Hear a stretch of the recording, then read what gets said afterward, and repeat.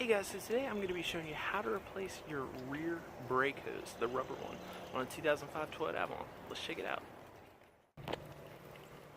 Alright, and this is just a quick how-to, but I'll show you what you need to know.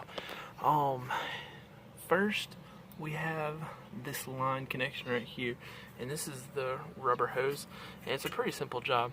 You have, I believe it's a 14 sitting right there. You take that guy off, then right here we have what looks like a 10 or a 12. You'll take that guy off, and then we'll just follow this connection up right here. You're going to take a screwdriver and you'd pry behind this little metal piece tab I'm putting my finger on, and that'll slide out, and then that connection will be loose and you can pull it through.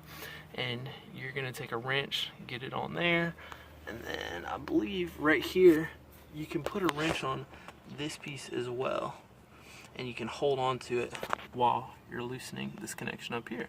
So you get all that loose, you'll be able to take it out, and then you're gonna want to bleed the brakes too, because there's gonna be air in your line. So if you're wondering how you do that, you get your new hose installed, you get everything tightened up, then you're gonna come here. This is like an 8mm.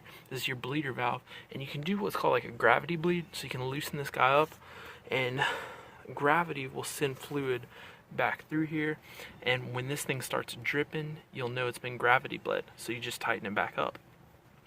Then of course pump your brakes before you drive it, make sure it feels tight, and that's pretty much it. So if you got to replace your brake fluid rubber hose, that's it. Thanks for watching, and I'll see you next time.